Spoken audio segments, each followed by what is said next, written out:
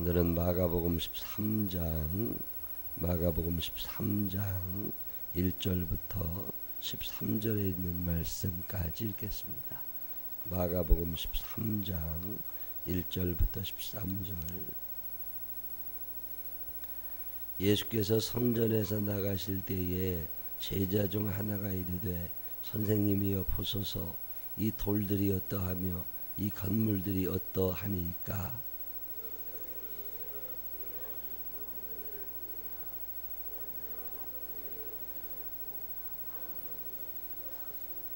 예수께서 감람산에서 성전을 마주 대하여 앉으셨을 때에 베드로와 야고보와 요한과 안드레가 조용히 묻되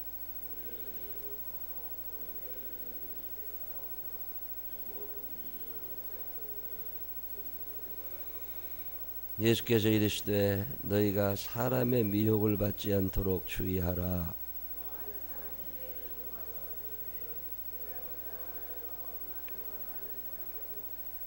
난리와 난리의 소문을 들을 때 두려워하지 말라. 이런 일이 있어야 하되 아직 끝은 아니니라.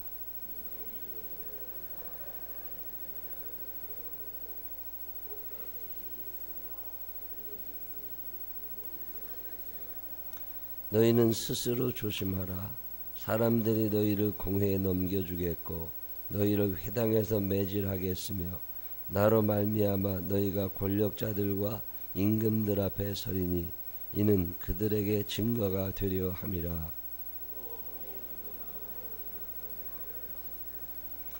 사람들이 너희를 끌어다가 넘겨줄 때에 무슨 말을 할까 미리 염려하지 말고 무엇이든지 그때 너희에게 주시는 그 말을 하라. 말하는 이는 너희가 아니요 성령이시니라.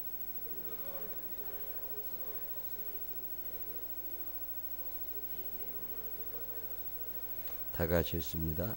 또 너희가 내 이름으로 말미암아 모든 사람에게 미혹을 받을 것이나 끝까지 견디는 자는 구원을 받으리라. 아멘. 살아계신 하나님의 은혜가 우리 모두 함께 하시기를 주님의 이름으로 축원합니다. 마가복음 13장은 이제 예수님께서 예루살렘에 들어가셔서 제사장들과 서기관들 또 많은 사람들과 이런저런 대화를 하시고 그들을 가리키시고 그러자 또 대적자들이 생겨나게 되고 그들과도 이런저런 이야기를 하시고 그리고 나셔서 예루살렘을 빠져나오셔가지고 예루살렘에 가보면 예루살렘 맞은편에 산이 조그마한 게 언덕 같은 동산, 이걸 감람산이라고 그러죠. 근데 거기에 예수님이 앉으셔서 이렇게 보면 예루살렘이라는 성이 보입니다. 예루살렘, 그게 무슨 서울특별시 이런 엄청나게 큰 게 아니라 그냥 장지동, 조그만한데 거기에 이제 성이 하나 쌓여 있는 거예요. 성벽이 있고 그 안에 사람들이 사는 거죠. 근데 그 당시만 해도 성벽을 쌓고 있을 때 성전이라고 하는 게 맨 처음에 우리가 생각할 때 솔로몬이 하나님의 은혜에 감격해서 하나님께 지어드렸던 게 예루살렘 성전이거든요. 근데 그 성전이 그 당시에 상상도 하지 못할 만큼 엄청나게 많은 인원이 동원돼서 성전을 지어요. 예루살렘 성전이 아주 유명한 건물이 돼가지고 그 당시에 예루살렘을 중심으로 한 모든 나라에서 와서 그 성전 구경을 하죠. 이 아프리카에서도 올라올 정도로 아주 유명한 건물이었는데 지금도 우리나라 123층 본다고 관광버스들이 얼마나 많이 들어와요. 뭐 하나 세워지면 사람들이 보는데 그렇게 많이 와서 보던 건물이 예루살렘 성전이에요. 근데 그 성전 중심으로 이스라엘 사람들이 잘 살았는데 이제 타락하게 되고 하나님에게서 멀어지게 되니까 하나님이 야 너들 안 되겠다 그래서 하나님이 그들을 혼내주시는 건데 그래서 나라가 다 망하게 됩니다. 그때 성전이 무너져요. 다 무너지는데 그게 옛날 그 전설 같은 건데 솔로몬이 성전을 지을 때 온갖 보물을 갖다가 성전에다가 다 숨겨놨다고. 그래서 사람들이 와가지고 성전을 다 이렇게 해체하는 수준으로 부십니다. 그래서 다 뽑아가지고 그리고 나서 성전이 무너지고 없어지고 터만 남죠. 근데 그 70년 지난 후에 그 포로로 끌려갔던 사람들이 다시 돌아와요. 예루살렘에. 돌아와자마자 그들이 하는 일이 우리가 하나님의 은혜를 배반하고 살다가 이렇게 됐는데 이제 하나님의 은혜를 기억하고 다시 한번 하나님 앞에 서자. 그래서 그 사람들이 힘을 모아서 성전을 새로 짓습니다. 근데 솔로몬이 성전을 지을 때는 재료도 좋고 돈도 많고 노동력도 충분했는데 포로로 끌려갔다가 돌아온 사람들이 성전을 짓는다니까 오죽장게 진 거예요. 그냥 하도 안 지고 있으니까 그때 학개라는 선지자가 그때 예루살렘을 통치하던 통치자가 수룹바벨이라는 사람이었는데 학개라는 선지자가 수룹바벨과 손을 잡고 우리가 성전을 짓자. 그래서 학개라고 하는 이 선지자, 이 학개 목사님이 전국을 돌아다니면서 모금 운동을 하고 사람들의 마음을 하나님께로 돌리죠. 너희는 인테리어 잘 해놓고 살면서 왜 하나님의 성전은 저렇게 버려두냐. 너네들 그렇게 하면 안 된다. 너네들이 열심히 일을 해서 돈을 번 것 같지만 모자라지 않더냐. 앞으로 남은 것 같은데 뒤로 비치고 건강한 것 같은데 하루아침에 죽고 이런 일이 계속 일어나는 것은 너희의 마음이 하나님에게서 멀어졌기 때문이다. 그러니 너희 마음을 하나님께로 돌이키고 하나님과 함께 하겠다고 하는 증거로 성전을 새로 세우자. 그래서 그 사람들이 성전을 세웁니다. 열심히는 세웠는데 별로 그렇게 좋아 보이지는 않아요. 그렇게 세워졌던 성전이 이제 오랜 세월이 지나면서 그나마 다 누수가 일어나고 새고 부서지고 곰팡이 슬고 그렇게 될 때 헤롯이라는 사람이 이제 왕이 됐는데 이 헤롯은 유대인이 아니에요. 이방인입니다. 로마가 세계를 지배할 때 로마의 뇌물을 갖다 바치고 통치권을 얻은 왕이에요. 헤롯이라는 왕이. 그러니까 유대인들이 헤롯을 좋아하지 않습니다. 근데 왕이라고 떠받들질 않아요. 그러니까 이걸 어떻게 하면 내가 왕 될 수 있나 이 민심을 얻어보려고 그 사람들이 제일 원하는 게 뭐냐 그랬더니 성전 수리입니다. 그래 뭘 수리할 게 뭐 있어. 다시 지면 되지. 그래가지고 헤롯이 왕이 되자마자 성전 보수공사를 시작해요. 그래서 그 당시 사는 사람들이 상상도 못할 만큼 큰 성전을 하나 짓습니다. 그게 뭐 요즘 우리 눈으로 볼 때는 그게 굉장한 게 아니지만 그 옛날 사람들 기준으로 보면 엄청난 돈을 들여가지고 엄청나게 큰 성전을 하나 옛날 솔로몬 시대처럼 그렇게 짓기를 시작하는데 그게 거의 다 완공이 이제 된 거예요. 이제 예수님과 예수님의 제자들이 예루살렘에 와가지고 그 성전을 이렇게 쳐다보니까 그 시골에서 온 예수님의 제자들이 깜짝 놀랄 만한 거죠. 와, 이거 굉장하다는 거죠. 어제 저 강원도 영월에 후배 목사가 하나 있는데 그 교인들 할머니들 한 13명, 12명 모이는 그런 교회인데 이 교회를 이렇게 보수해서 짓는 증축이죠. 교회가 이제 하도 오래돼가지고 이제 춥고 뭐 그러니까 원래 옛날 시골 교회들 부럽고 싸서 지었거든요. 그 위에다가 이제 세월 지나니까 빨간 벽돌로 한 번 더 입힌 거예요. 추니까. 근데 이제 보일러도 깔아 나이가 들어가니까 이제 예배당에 와서 자꾸 감기 걸리니까 아들 딸들이 엄마 교회 가지 말라고 예배당 갔다 오면 감기 걸린다고.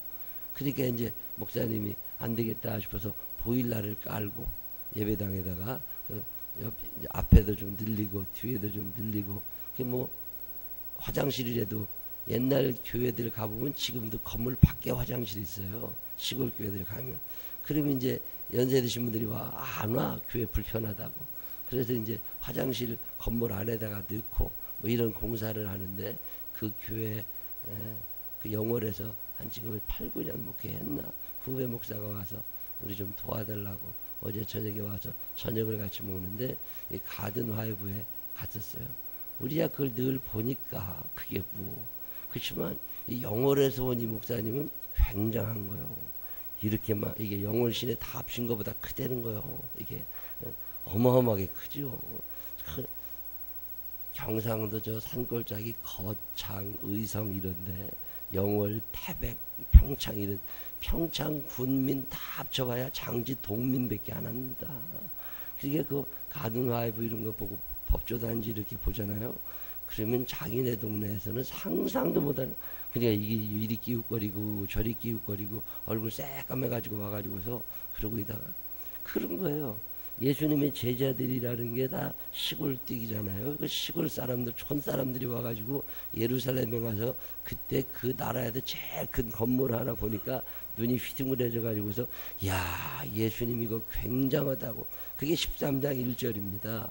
예수께서 성전에서 나가실 때에 제자 중 하나가 이르되 선생님이여 보소서 이 돌들이 어떠하며 이 건물들이 어떠하니까 이거 굉장하지 않습니까? 예수님 이거 정말 굉장합니다. 그리고 막 이제 막 입에 침이 튀도록 얘기를 하는 거죠. 야, 우리 동네에 이런 거 없는데 이거 엄청나다고. 저는 서울에 76년도에 초등학교 6학년 때 처음 왔는데 그 서울에 이제 와가지고 밤에 잠을 자려고 하다가 이게 창문을 열었더니요. 제가 이게 청원 종로구 청원동에 살았는데 이게 청와대가 보이는 데인데 그 청와대 뒷산 북악산인데 그 산에 가로등이 밤새 켜 있는 거예요. 야, 내 시골에 있을 때는 가로등이라는 걸 못 봤는데 서울에 오니까 가로등이 있고 어느 날 내 친구들이 저 시내 나가자고 그래서 명동에 한번 내 친구들하고 버스 한번 타고 가는데 그때 코스모스 백화점, 미도파 백화점 이런 게 있을 텐데 야, 계단이 움직이는 거야. 이게 막 계단도 보기 힘들었는데 에스컬레이터가 쭉 올라가는데 그 마지막 계단을 나올 때 잘 나와야지 아니면 엎어진다고. 그 갔다 와가지고 얼마나 신기했는지 어느 날 그 종합청사를 이렇게 갔더니 이게 문이 이렇게 돌아가는 거야. 이게 문이 회전문이래. 촌놈이 처음 회전문을 봤는데 얼마나 신기하든지 막 서로 학교 가가지고 너 그거 봤냐, 너 지나가 봤냐, 뭐 그런 거죠. 이게 촌놈들이 와서 예루살렘 보면서 지금 이게 야, 이 돌들이 어때 이렇게 큰 돌이 있다고, 이렇게 멋있는 돌이 있다고, 이 건물이 굉장하다고 이렇게 막 떠들어대는 거예요. 그랬더니 예수님께서 뭐라고 그러시대요. 내가 이 큰 건물들을 보느냐, 이 건물 보고 뭘 놀래냐, 이거 굉장한 것 같지만 이 돌 위에 돌 하나가 남지 않, 이게 다 돌 얹어서 싸는 건데 그 돌들이 다 무너지는 날이 온다. 왜 이 건물을 보고 너네들이 놀래냐. 그 제자들이 궁금한 거예요. 이렇게 잘 지어놓은 건물도 무너지나, 이게 왜 무너질까. 그래서 예수님에게 묻습니다. 예루살렘 빠져나와가지고 그 시냇가를 조그마한 건너면 맞은편에 산이 하나 조그마한 그 감람산이 있거든요. 거기에 겟세마네 동산이 거기에 있는 거예요. 거기서 예수님이 이렇게 앉아서 예루살렘을 보고 계시니까 제자들이 와가지고 선생님 이거 어느 때 돌 하나에 돌 위에 돌이 남지 않을 만큼 다 무너지겠습니까? 그때 예수님께서 그때와 장소는 아무도 몰라. 근데 어떤 징조가 나타난다는 거예요. 그러면 이런 징조가 나타나면 그런 일이 있을 거니까 너네 정신 똑바로 차리고 신앙생활 해야 된다. 너네는 지금 저 보이는 건물, 와 저거 굉장하네, 어마어마해. 여러분 그런 기억 다 가지고 계실 거예요. 롯데월드가 처음 생겼을 때 와 굉장했죠. 굉장했죠. 그러면 지금 123층이 생기고 나서 저 시골에 있는 사람들 올라오면 깜짝깜짝 놀랍니다. 지금 그런 걸 보고 놀라지 말으라는 거예요. 그 외형 그거 보고 너네 놀라지 말고 그거 뭘 대단하다고 그러냐. 그건 아무것도 아니고 그게 중요한 게 아니라 오늘 네 눈앞에 보이는 그 세계, 오늘 네가 바라보고 있는 저 사람, 그게 중요한 게 아니라 앞으로 미래 너희에게 닥칠 어떠한 심판, 너희 미래 너희에게 닥칠 어떠한 재난, 이런 거 한번 생각해보고 하나님을 잘 믿어야 된다. 이 땅은 끝난다 언젠가. 여기서 영원히 사는 거 아니니까 영원히 살게 될 하나님의 나라를 준비하고 그곳을 바라보아야지. 왜 오늘 여기를 보고 놀래냐. 맞는 얘기죠. 맞는 얘기죠. 제가 대학원을 다닐 때인가 대학원 졸업하고서 얼마 안 있다가 친구를 만나는데 그 친구가 미국에 유학을 갔다가 잠깐 들어왔어요. 그러면서 하는 말이 뭐냐면 미국 땅에를 가보니까 자동차가 악셀에다를 안 밟아도 나간다는 거예요. 난 이해가 안 되는 거야. 어떻게 자동차가 악셀에다를 안 밟고도 차가 나갈 수 있냐. 이놈이 미국 갔다 오더니 거짓말만 들었다고. 이게 어떻게 그랬더니 뭐라 그러냐면 핸들도 안 잡아도 된대. 아니 어떻게 핸들을 안 잡고 차가 나가냐. 핸들은 그냥 이렇게 놔두고, 왜냐면 우리나라는 골목이 많고 길이 삐뚤빼뚤한데 미국은 똑바른 길을 1시간이나 가도 똑바르다는 거예요. 그래서 자기가 미국에서 차 운전할 때 옆에다가 햄버거 하나 갖다 놓고 악셀에다도 안 밟고 핸들도 안 잡고 양반다리하고 앉아가지고 거기에 햄버거를 먹고 지가 차를 탔다는 거예요. 별 미친놈이 다 있다. 어떻게 거짓말을 저렇게 잘하냐. 내가 미국에 가봤거든요. 그랬더니 크루즈라는 기능이 있다고. 90년대 중반에. 20년도 더 전이죠. 20년도 더 전에. 그렇게 맞춰놓고서 가는데 제가 그 미국의 사막에 차를 타고 들어갔더니요. 1시간 동안 차를 타고 가는데 저쪽에서 7대인가 나와. 우리나라 같으면 1시간 동안 차를 타고 가면 수도 없이 많은 차를 만나잖아요. 근데 차가 이렇게 우리나라는 4차선 도로다 6차선 도로다 그러면 서로 보이잖아요. 부딪힐 수도 있고. 근데 이쪽 차선하고 이쪽 차선 사이가 중간에가 한 100m도 더 돼. 거기에 나무를 자득 심어놓고 그런 데도 있어가지고 저쪽 차가 아무리 와도 내 차를 못 부셔. 중앙선이라는 게 우리는 선이잖아요. 근데 걔네들은 이게 도로가 아니라 중앙 마을이야, 완전히. 그냥 쫙. 근데 그거를 이제 그렇게 하고 온 다음에, 아, 걔가 한 말이 진짜구나. 요즘에 우리나라에 운전사 없는 차가 등장하잖아요. 지들이 알아가지고 다 피해가고. 앞으로는 택시 운전사들이 없어질 거라고. 버스 운전사도 없어질 거라고. 자기들이 알아서 다 돌아다니니까. 우리는 이런 걸 보고 놀라는 거예요. 야, 어떻게 이런 차가 다 나오냐. 근데 예수님은 뭐라고 말씀하시냐면, 왜 그런 것 때문에 놀래냐. 왜 그런 것 때문에 놀래. 이 세상에서 잘 먹고 잘 사는 거, 이런 거 중요한 게 아니라 너에게 다 무너지는 날이 온다. 지금 예수님이 그 말씀하시는 거예요. 냉장고가 1000만 원짜리 넘는 것도 있다고. 아니 어떻게 냉장고가 1000만 원이 넘냐. 그 냉장고 재료를 이제 다 앞으로 여러분 미래 사회가 어떻게 될 것 같으세요? 냉장고 재료에다가 김치도 파도 양념 계란도 뭐 다 넣어놓고 나서 냉장고 문을 열고서 컴퓨터에게 물어보는 거죠. 냉장고한테 오늘 뭐 해 먹을까? 그러면 컴퓨터가 재료를 다 비춰본 다음에 이거 합치면 요렇게 하시면 요런 게 맛있게 있을 겁니다. 그리고 냉장고 알려주는 거예요. 그래, 그럼 알았어. 그리고 이제 그렇게 해 먹는 시대가 오는 거죠. 여러분 상상해 보세요.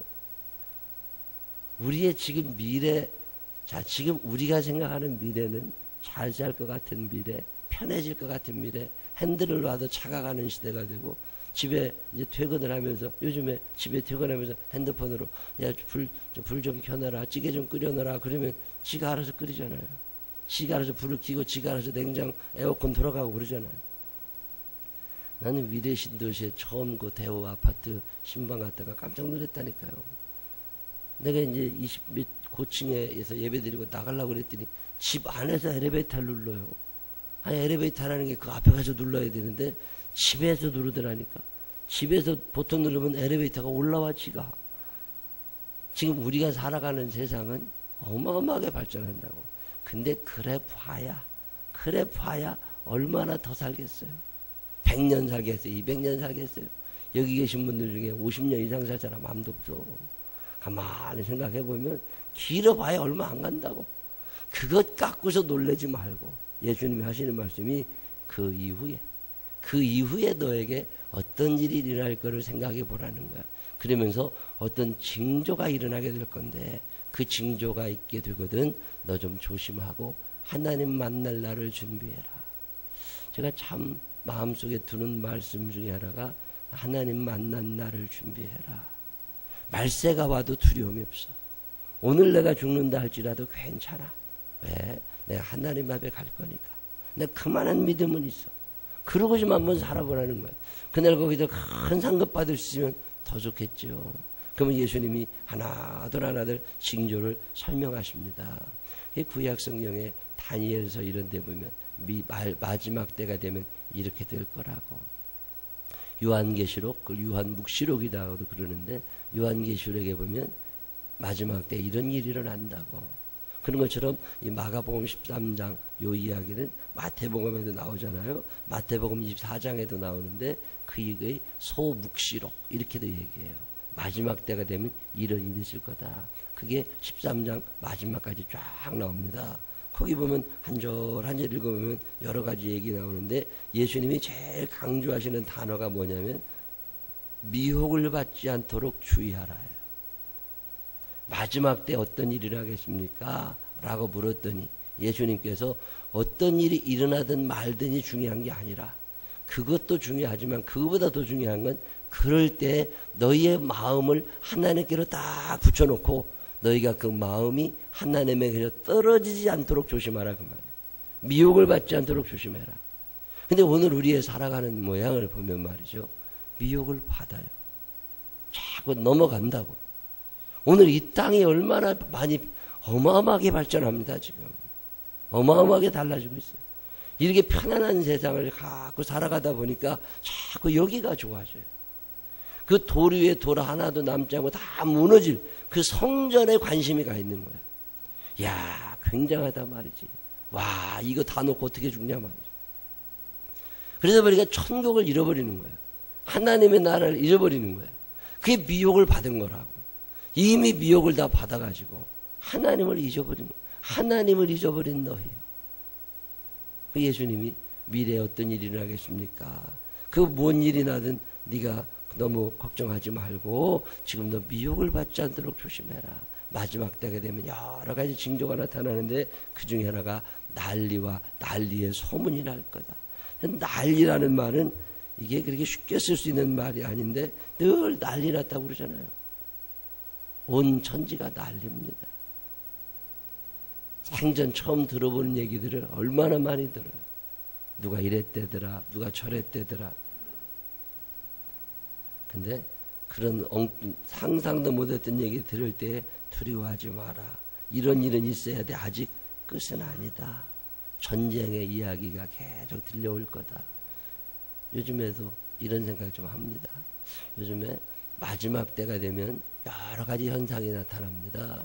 근데 성경이 말하고 있는 건 뭐냐면 이게 말세다, 몇 월 며칠 날 어떤 일이 일어난다, 이런 게 중요한 게 아니라 그런 현상을 네가 느끼게 되면, 예를 들어서 기근이 오래되고 있다. 그러면 여러분 기근이 오래되고 있을 때 어떤 생각이 드세요? 적어도 예수를 믿는 사람이면 비가 안 온다고 그럴 때 하나님 아버지 혹시나 이게 기근이 마지막 날의 징조 중에 하나라고 그랬는데 혹시나 주님이 오실 때가 된 건 아닙니까? 그러면서 미혹을 받지 않도록, 세상에게 넘어가지 않도록 네 마음을 좀 다스리라는 거예요. 근데 가문다 그러니까 가문아 보다 그래도 수돗물은 나오니까, 가문아 보다 그래도 목욕탕은 있으니까, 가문아 보다 그래도 밥은 먹으니까, 그걸 별로 중요하게 생각하지 않는다. 그게 벌써 미혹을 받은 거예요. 미혹을 받지 않는 사람들은 가뭄이 오래될 때 하늘을 바라다보며 기도하죠. 하나님 아버지, 이거 큰일 났습니다. 우리의 죄악이 하늘을 닫고 있습니다. 하나님 용서해 주십시오. 그게 정답이거든요. 근데 이미 우리가 미혹을 받았다고 그러니까 그것에 대해서 별로 무감각해집니다. 엘리야가 아하방한테 가가지고 3년 반 동안 비가 내리지 않을 거라고 그랬어요. 3년 반 동안 비 한 방울이 안 내렸습니다. 지금 우리가 이제 어제 비가 오고 오늘 밤에 비가 왔지만 비가 오기 전까지 가로수들이 다 말라가고 있었다고. 저수지 바닥이 드러나잖아요.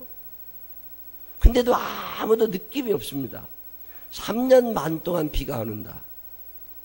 만약에 대한민국에 3년 동안 비가 안 온다면 어떤 일이 일어날까요? 사람들이 다 회개할까요? 그러지 않습니다.